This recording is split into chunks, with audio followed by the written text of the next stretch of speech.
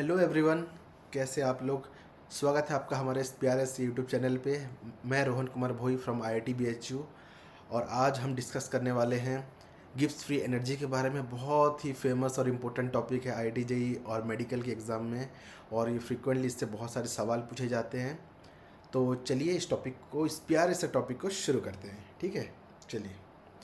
तो पहले हम ये समझते हैं गिब्स फ्री एनर्जी का यूज़ क्या है। तो गिब्स फ्री एनर्जी का यूज़ है स्पॉन्टेनिटी चेक करने के लिए, यानी एक रिएक्शन स्पॉन्टेनियस है या नहीं। स्पॉन्टेनियस रिएक्शन यानी जो अपने आप होता है, मतलब कोई भी चीज़ जो अपने आप हो रहा हो स्पॉन्टेनियस। जैसे अभी झरना है तो झरना, वो पानी ऊपर से नीचे जो गिरेगा वो स्पॉन्टेनियस अपने आप ही होगा, ऊपर से नीचे गिरेगा और नीचे से ऊपर तो जाएगा ही नहीं। तो स्पॉन्टेनियस यानी जो अपने आप हो जो चीज़ें, ठीक है। तो इसमें एनर्जी हम स्पॉन्टेनिटी चेक करें। अब आप सोचेंगे, अब बोलेंगे कि अरे सर, स्पॉन्टेनिटी चेक करने के लिए तो और भी दो चीज़ें हैं, एंथैल्पी और एंट्रोपी हमने पढ़ा है थर्मोडायनेमिक्स में, तो फिर गिब्स फ्री की ज़रूरत क्यों पड़ी। चलिए ये डिस्कस करते हैं, ये बहुत इंपॉर्टेंट चीज़ है। तो जब हम एंथैल्पी पढ़ते हैं तो एंथैल्पी, ठीक है, एंथैल्पी जब हम पढ़ते हैं तो एंथैल्पी में हम ये पढ़ते हैं कि डेल्टा एच जब नेगेटिव होता है, यानी रिएक्शन क्या है, एंडोथर्मिक, सॉरी एक्सोथर्मिक है, यानी एक्सोथर्मिक रिएक्शन, यानी एक्सोथर्मिक रिएक्शंस जो क्या होती हैं वो स्पॉन्टेनियस होती हैं। ये हमने पढ़ा था, लेकिन हमने ये देखा कि ये 100% करेक्ट नहीं है, क्योंकि बहुत सारे एंडोथर्मिक रिएक्शन स्पॉन्टेनियसली हो रहे थे। यानी ये क्या है, 100% करेक्ट नहीं है, because many exothermic reactions were found to be spontaneous। यानी ये कंडीशन हर समय मतलब 100% करेक्ट नहीं है, इसको हम नहीं लगा सकते एक्सोथर्मिक रिएक्शन। जैसे एग्जांपल आप ये ले लीजिए, अब आपने आइस को बाहर रख दिया तो आइस क्या करेगा, हीट एब्जॉर्ब करके बाहर रख के देखिए, बाहर हीट एब्जॉर्ब करके क्या पानी में बदल जाएगा। तो जब पानी में बदल गया यानी ये तो स्पॉन्टेनियस रिएक्शन है, हमने तो कुछ किया नहीं, तो अपने आप हुआ है। लेकिन अगर आप इसको देखें तो इसने क्या किया है, इसने हीट को सराउंडिंग से एब्जॉर्ब किया है, यानी ये क्या है, एक्सोथर्मिक रिएक्शन है। इसका तो डेल्टा एच पॉजिटिव है और है तो ये स्पॉन्टेनियस ही। ये एक एग्जांपल है। और एक एग्जांपल आप ले सकते हैं, अब पानी को भी बाहर ही रख दो, सेम पानी बाहर रखेंगे तो क्या बोलते हैं, इवापोरेट ही हो जाएगा अपने आप ही, वो पानी हीट एब्जॉर्ब करके वो गैस में बदल जाएगा, ठीक है। और एक एग्जांपल ले सकते हैं आप, नेप्थलीन बॉल्स आपको पता होगा, हाँ उसका भी एग्जांपल आप ले सकते हैं, सब्लिमेशन ऑफ नेप्थलीन। तो नेप्थलीन आपने देखा, वाइट वाइट बॉल्स होते हैं जो वॉशरूम वगैरह में आप लोग यूज़ करते हैं। तो वो क्या करता है, स्मेल उससे अच्छी क्यों आती है, क्यों क्या होता है उससे, वो सराउंडिंग हीट को एब्जॉर्ब करता है और वो क्या होता है, गैस में बदल जाता है। यानी वो धीरे धीरे क्या, सॉलिड फॉर्म से मतलब गैस फॉर्म में जा रहा है। इसका मतलब क्या, यानी उसकी इंटरमोलिकुलर फोर्स ऑफ अट्रैक्शन उसमें क्या हो रहा है, फोर्स ऑफ अट्रैक्शन, अच्छा इंटरनल फोर्स ऑफ अट्रैक्शन छोड़िए, वो तो एंट्रोपी में हम उन चीज़ को समझेंगे। सॉल्यूशन नेप्थलीन में ये हो रहा है कि वो हीट एब्जॉर्ब कर रहा है, तो हीट एब्जॉर्ब करने की वजह से वो फिर वापस सॉलिड फॉर्म से गैस में बदल जा रहा है, यानी ये भी एक्सोथर्मिक है, सॉरी ये भी एंडोथर्मिक है ना। अच्छा इसको मैंने एक्सो लिख दिया है क्या, अरे गलती से हो गया। हाँ तो यहाँ पर हीट एब्जॉर्ब करे, यानी इसमें भी डेल्टा एच क्या है, डेल्टा एच पॉजिटिव है। तो यानी हमने ये देखा कि एंथैल्पी 100% करेक्ट वे नहीं है स्पॉन्टेनिटी चेक करने का। इसके बाद हम पढ़ते हैं एंट्रोपी के बारे में, ठीक है। एंट्रोपी, एंट्रोपी, तो एंट्रोपी डेल्टा एस, इसमें क्या होना चाहिए, पॉजिटिव होना चाहिए। एंट्रोपी मतलब क्या है, it is a degree of the measure of randomness of a system. Nature को क्या रैंडमनेस ज़्यादा पसंद है, ठीक है।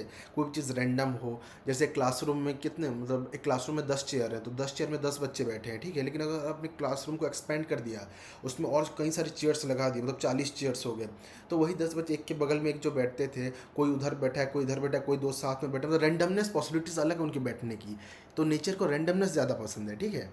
यानी जब एंट्रोपी पॉजिटिव होती है, इसका मतलब तब हम ये मानते थे कि रिएक्शन क्या, स्पॉन्टेनियस है। लेकिन हमने ये देखा कि ये तरीका भी 100% करेक्ट नहीं है। यानी बहुत सारे रिएक्शन जिसमें डेल्टा एस नेगेटिव है वो भी हो रहे हैं। जैसे कि फॉर एग्जांपल आप देख सकते हैं मैनी गैसेस लिक्विफाई इजीली। अब लिक्विफिक्शन ऑफ गैसेस यानी अब गैस अगर लिक्विड में बदल रहा है, गैस क्या है एकदम फैले हुए, ज़्यादा रेंडमनेस है उनमें, लेकिन अब लिक्विफाई हो जाएंगे तो क्या उसमें उनके बीच में फोर्स ऑफ अट्रैक्शन इंटरमोलिकुलर बढ़ती जाएगी, यानी थोड़ा पास आएंगे, यानी उनमें क्या है रेंडमनेस घट रही है। यानी ये क्या है इसमें एंट्रोपी क्या है, डेल्टा एस इसमें क्या है, डेल्टा एस नेगेटिव है, ये भी स्पॉन्टेनियस है, स्पॉन्टेनियस रिएक्शन है। अभी और एग्जांपल ले लीजिए freezing of water at below 0 degree centigrade. ये भी एक एग्जांपल है, freezing of water below 0 degree centigrade, इसमें वो डेल्टा एस नेगेटिव है। और एग्जांपल आप AgCl का प्रेसिपिटेशन भी आप एग्जांपल ले सकते हैं उसमें। और हाँ, और एक बहुत ही अच्छा एग्जांपल है हाँ, crystallization of syrup to sugar. आपने देखा जब सर्दी खांसी होती है आपको, अब क्या वो सिरप जो पीते हैं वो थोड़ा सा अगर ढक्कन के वो बाहर ऐसे निकल गया होता तो क्या होता, बाद में वो क्या क्रिस्टलाइज होता है, शुगर फॉर्म में चला जाता है ना। तो शुगर फॉर्म में वो क्यों जाता है, तो मतलब चला जाता है ना, यानी वो क्या हो रहा है, सिरप लिक्विड फॉर्म में था, शुगर क्या है सॉलिड फॉर्म में है, यानी लिक्विड से सॉलिड जा रहा है, यानी एंट्रोपी घट रही है, लेकिन वो तो स्पॉन्टेनियस रिएक्शन है। ये भी एक एग्जांपल आप ले सकते हैं। चलिए ये लिख लेते हैं, crystallization of syrup to sugar. Syrup क्या है, लिक्विड है, शुगर सॉलिड है। यानी एंथैल्पी और एंट्रोपी से हम स्पॉन्टेनिटी चेक 100% करेक्ट नहीं कर सकते। फिर हमारे पास आया जो मेन चीज़ है जो हम पढ़ने वाले हैं, वो है Gibbs free energy. Gibbs free energy, और ये क्या है, ये 100% करेक्ट, 100% करेक्ट वे है स्पॉन्टेनिटी चेक करने का। ये 100% करेक्ट है ना। पहले हम इसकी डेफिनेशन को समझते हैं, ठीक है। ये क्या है, Gibbs free energy is the part of the total energy of the system that is being utilized for useful work of the system, that's utilized in the useful work of the system। Useful work मतलब useful work यानी पहले ये आप समझ लीजिए non expansion work है, ठीक है, नॉन एक्सपेंशन वर्क, यानी वो सिस्टम को टोटल एनर्जी का वो पार्ट ऑफ एनर्जी है जिससे हम यूजफुल वर्क कर रहे हैं सिस्टम का, नॉन एक्सपेंशन। यानी एक बहुत इंपॉर्टेंट चीज़ मैं बता रहा हूँ अभी, ये -P डेल्टा भी ये वाला वर्क ये नहीं है, ये एक्सपेंशन वर्क, ये बहुत ज़्यादा कन्फ्यूजन होती है स्टूडेंट्स को, ये वो वाला वर्क नहीं है, ठीक है, ये नॉन एक्सपेंशन वर्क है, गिव्स फ्री एनर्जी, ठीक है। तो फ्री का मतलब इसमें क्या है, फ्री यानी द अवेलेबल एनर्जी, ठीक है। तो इसका हम वो लिखते हैं अपना formula, G is equal to H minus TS। तो ये जो G है ये क्या है, ये एक स्टेट फंक्शन है, स्टेट फंक्शन, यानी वो पाथ पे डिपेंड नहीं करती है। यानी अगर आप निकालेंगे तो इसका डेल्टा G होगा क्या, G final minus G initial. और एक चीज़ एंथैल्पी, टेम्परेचर, एंट्रोपी, ये एक्सटेंसिव है, यानी जी भी एक्सटेंसिव है, ठीक है, ओवरऑल। और ये क्या है, एक्सटेंसिव प्रॉपर्टी, यानी अमाउंट ऑफ मैटर पे वो डिपेंड करता है, एक्सटेंसिव, ठीक है। तो जी एक्सटेंसिव है, स्टेट फंक्शन है, ओके। और इसकी यूनिट्स भी लिख लेते हैं। यूनिट्स क्या है इसका, जूल पर मोल और कैलोरी पर मोल, इसको आप किलो जूल्स पर मोल, किलो कैलोरी पर मोल ये भी लिख सकते हैं, सेम ही है, ठीक है।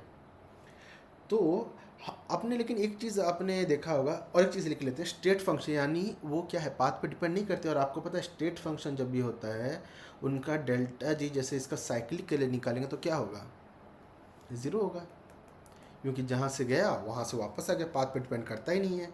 ठीक है, तो लेकिन जी का अपना जो है कोई सिग्निफिकेंस नहीं है, ये बहुत ही इम्पोर्टेंट है।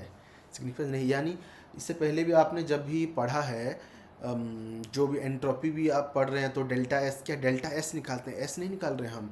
अब एंथैल्पी भी एच नहीं निकालते, डेल्टा एच निकालते हैं हम। तो इसका मतलब डेल्टा जी का कोई सिग्निफिकेंस नहीं है, यानी हम पढ़ेंगे डेल्टा जी, तो जी का अपना सिग्निफिकेंस नहीं है, डेल्टा जी का अपना सिग्निफिकेंस है। तो हम डेल्टा जी कैलकुलेट कर सकते हैं, यानी डेल्टा जी इजकल टू हम करेंगे delta H minus delta T S. अब देखिए कोई भी रिएक्शन जब होती है तो रिएक्शन के बीच में तो टेम्परेचर प्रेशर चेंज नहीं हो जाएगा, बना तो रिएक्शन की चीज़ें बदल जाएंगी।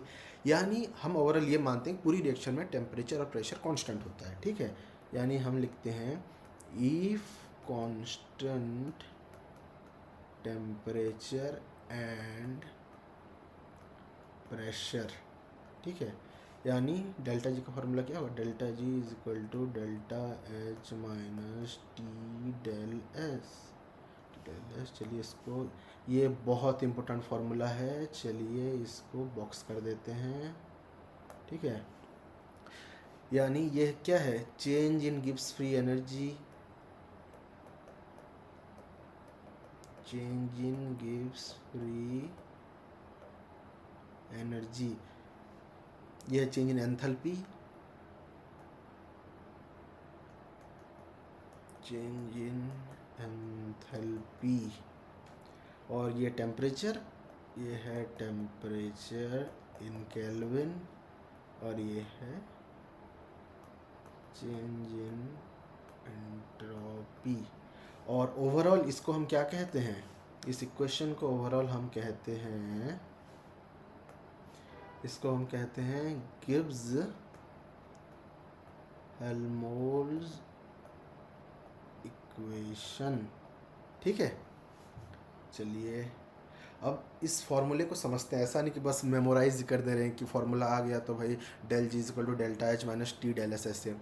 अब इसको एक एनालॉजी के थ्रू समझते हैं। ठीक है, अब चलिए ऐसे हेडिंग लगा लेते हैं, एनालॉजी, कॉन्सेप्ट एकदम भयंकर, मज़ा ही आ जाएगा। अब देखिए, अब सपोज आपको एक सैलरी मिला, ठीक है, आप कोई ऐसे जॉब किए, कम ही सैलरी लिखते हैं, जैसे आप फ्रीलांसिंग कर रहे हैं 1-2 घंटे का कोई वर्क, तो सैलरी आ गया 1000 रुपये, ऐसा पैसा, हाँ चलिए, तो 1000 रुपये आ गया। ठीक है, तो 1000 रुपये आपको सैलरी मिला, और उनमें से आपने क्या किया, आपने 200 टैक्स दे दिया। ठीक है, गवर्नमेंट को आपने क्या है 200 टैक्स दे दिया, तो आपके पास कितना बचा, 800 रुपये बचा, यानी आपको मिला कितना, 1000, और आपके आपसे गया कितना, 200 टैक्स में, और बचा कितना आपके पास, 800।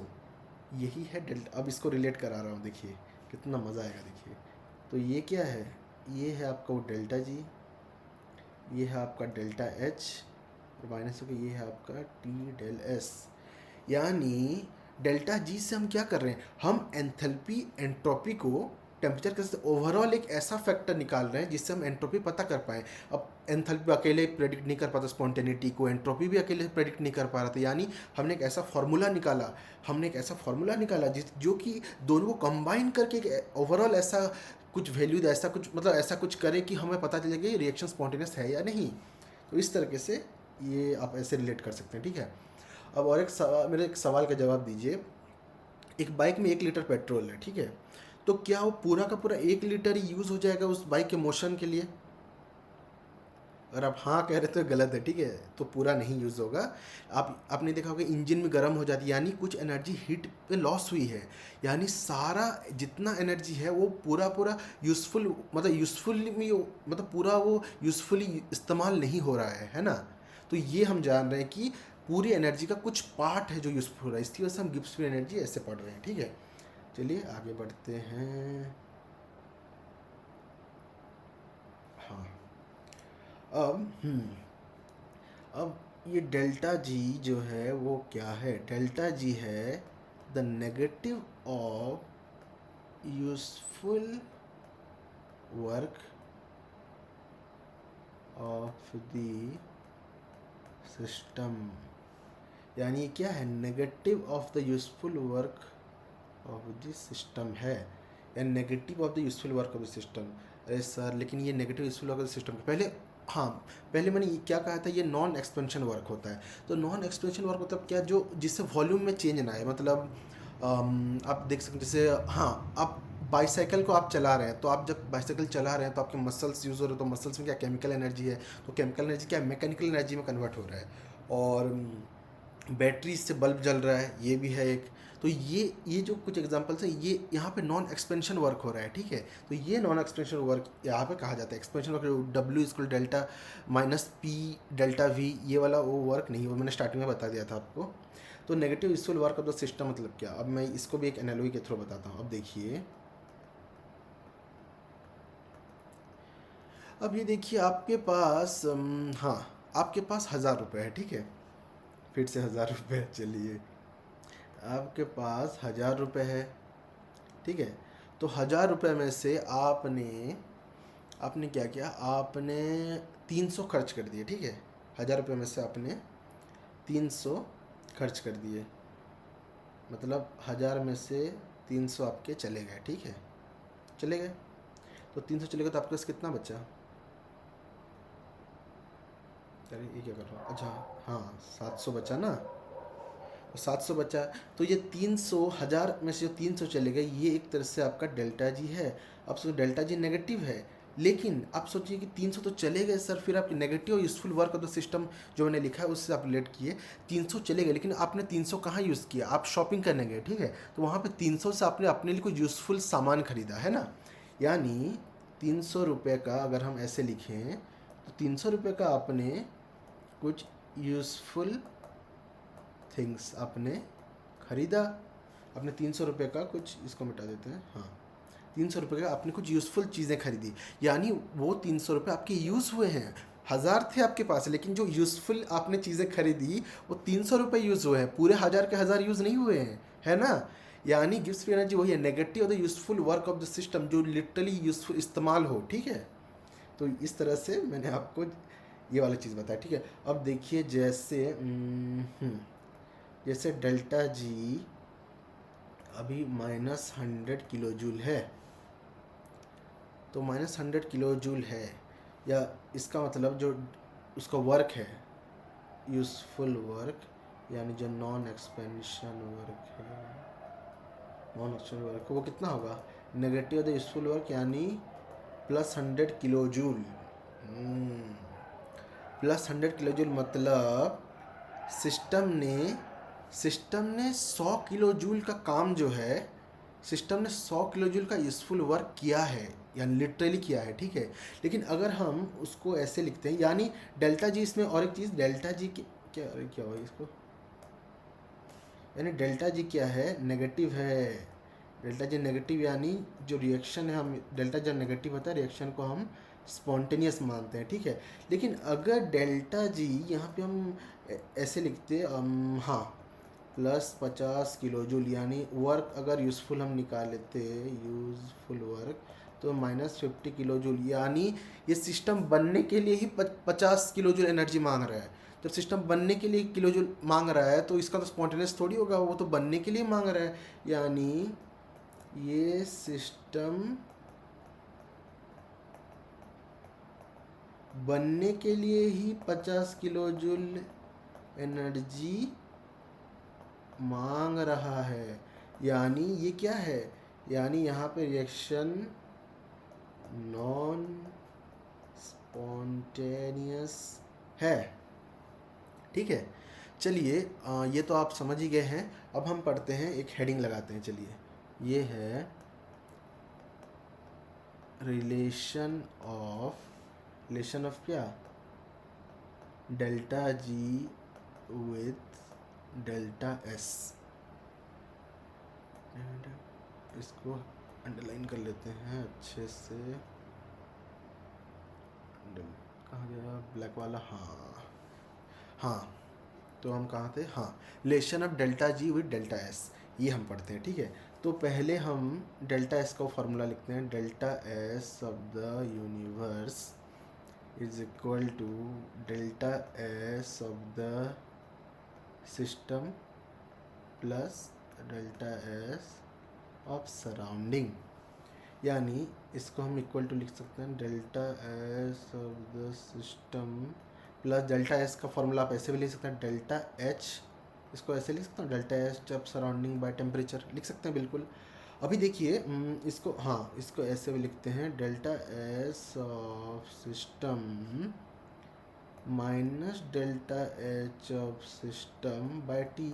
अब सिस्टम से एनर्जी क्या सराउंडिंग में जा रहा है, यानी सिस्टम से एनर्जी रिलीज हो रहा है, तो उसको हम नेगेटिव लिख सकते हैं बिल्कुल। सराउंडिंग वाले को मैंने सिस्टम में लिख दिया, ठीक है।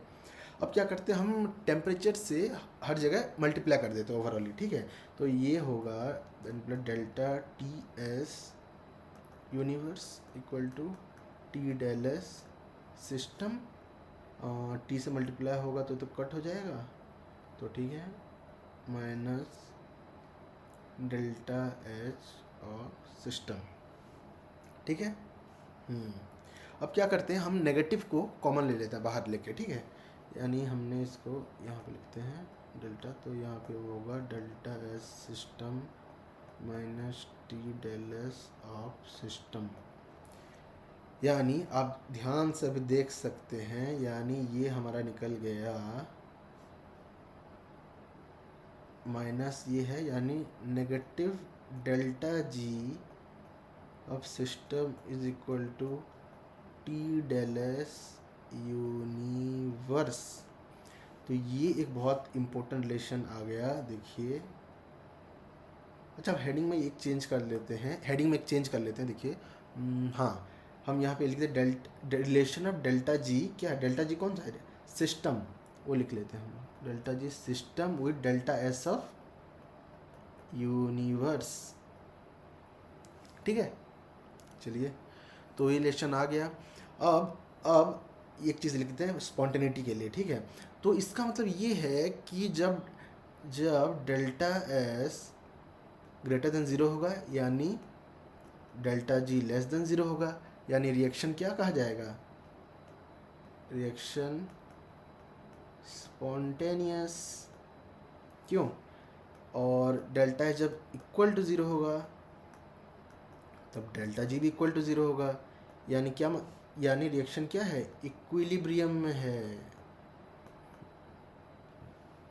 ठीक है, इक्विलिब्रियम कंडीशन है। हाँ, उसके बाद जब डेल्टा एस हमारा लेस देन ज़ीरो है, यानी डेल्टा जी ग्रेटर देन ज़ीरो है, यानी रिएक्शन क्या है, नॉन स्पॉन्टेनियस, है ना, बढ़िया। चलिए फिर, तो हमने अभी ये पढ़ा relation delta G of system और डेल्टा एस ऑफ यूनिवर्स। अब हम पढ़ते हैं criteria for spontaneity of reaction, ये बहुत इंपॉर्टेंट है इसमें, ठीक है। चलिए ये भी हेडिंग लगा लेते हैं, क्राइटेरिया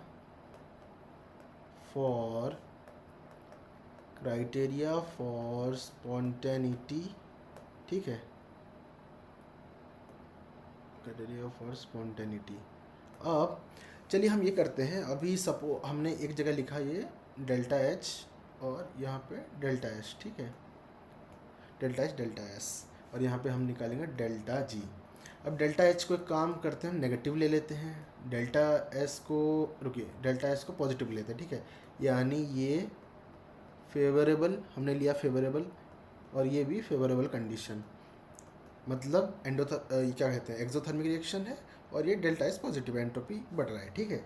दोनों फेवरेबल लेंगे तो डेल्टा जी क्या है, delta G is equal to delta H minus T del S, यानी डेल्टा एच इसमें क्या आ रहा है, डेल्टा एच नेगेटिव आ रहा है, और टी तो है ही, और ये डेल्टा एस पॉजिटिव आ रहा है, यानी ओवरऑल क्या हुआ, ओवरऑल डेल्टा जी नेगेटिव आ गया, यानी क्या है ये, इस कंडीशन पे स्पॉन्टेनियस रिएक्शन होगा, ठीक है। ओवरऑल डेल्टा एस हो गया। अब दूसरा कंडीशन लेते हैं, ठीक है, इसको 1 लिख लेते हैं, 1 फर्स्ट, ये सेकंड। तो सेकंड पे हम ये करते हैं, किसको चेंज करें, हाँ इसको पॉजिटिव कर देते हैं, यानी नॉन फेवरेबल जो माना जाता है, ठीक है, नॉन फेवरेबल, और उसके बाद डेल्टा एस को हम नेगेटिव कर देते हैं, ठीक है। तो पहले हमने नेगेटिव और पॉजिटिव किया, अब इसको पॉजिटिव करेंगे, उसको नेगेटिव कर रहे हैं, ठीक है, डन। चलिए हाँ, तो अब हम डेल्टा जी निकालते हैं, ठीक है।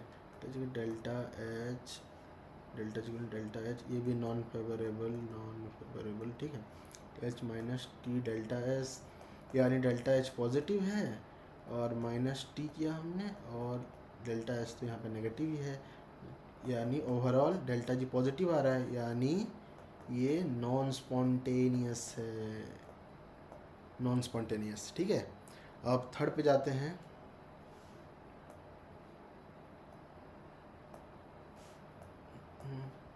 इसको ऐसे कर लेते हैं, चलिए, अच्छा लगेगा, दिखने में अच्छा लगेगा।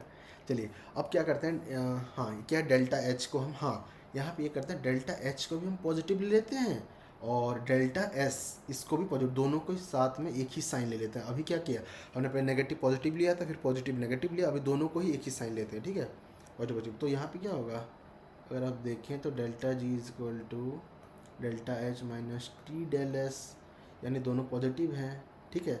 तो डेल्टा जी नेगेटिव होने के लिए क्या करना पड़ेगा, अब ऐसे लिखते हैं इसको, चलिए, ठीक है। Delta H minus T del S, ये डेल्टा जी है, should be less than zero, तो इसके लिए हम क्या लिखेंगे, delta H greater than T del S, यानी रिएक्शन में ये होना चाहिए, जो टी डेल एस जो ओवरऑल है वो डेल्टा एच से ज़्यादा होना चाहिए, तभी रिएक्शन क्या स्पॉन्टेनियस शो करेगा, ठीक है। या इतना नहीं लिखने से आप समझ लेते कि डेल्टा जी अगर नेगेटिव ही आना है, यानी टी डेल एस जो ओवरऑल, जो टी डेल एस का जो ये जो आप देख रहे हैं, ये टी डेल एस जो है ओवरऑल, उसका क्या वो टर्म ज़्यादा नेगेटिव होना चाहिए ना, तो ऑब्वियसली टी डेल एस ज़्यादा होना चाहिए। तो ठीक है, आप ऐसे ही भी सिंपल मैथ से भी समझ सकते हैं, ठीक है। तो इसका हम लिख लेते हैं डेल एच, इसको मॉड पे लगा लीजिए, ये सही रहता है, ठीक है।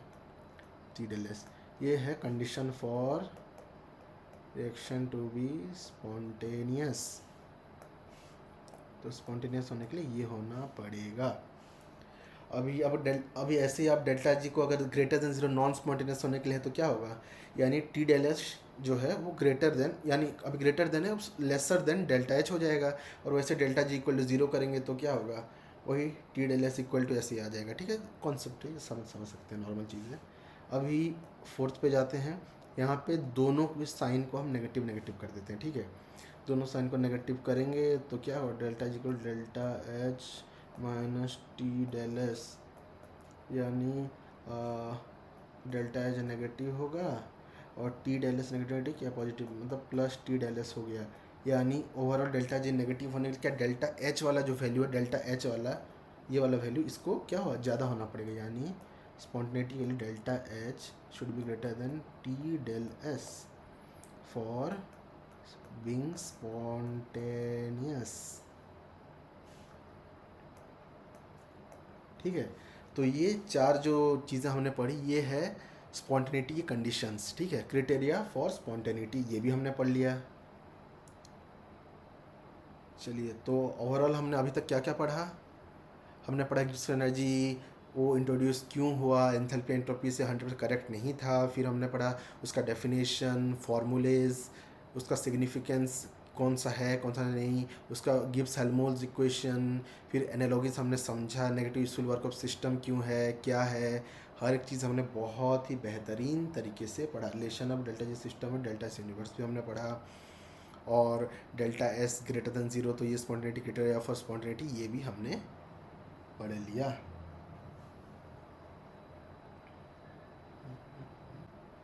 अरे एक चीज़ मैं बताना भूल ही गया था, हाँ, और एक हेडिंग है, ये मेन चीज़ है, ये भी आना चाहिए, इसमें कंप्लीट नहीं होगा वरना गिव्स फ्री एनर्जी, ठीक है।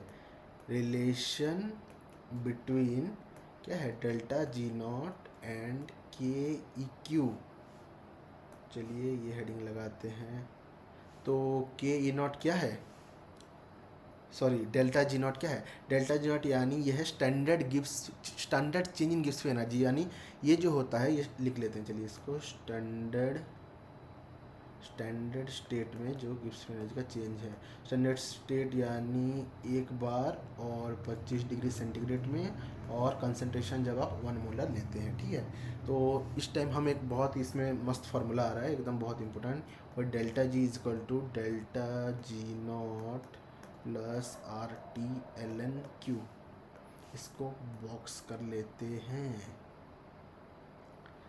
ठीक है, तो पहले कौन सा क्या है लिख लेते हैं। डेल्टा जी नॉट क्या स्टैंडर्ड स्टेट में गिव्स एनर्जी डेल्टा जी है एट टेम्परेचर टी, यानी इन केल्विन।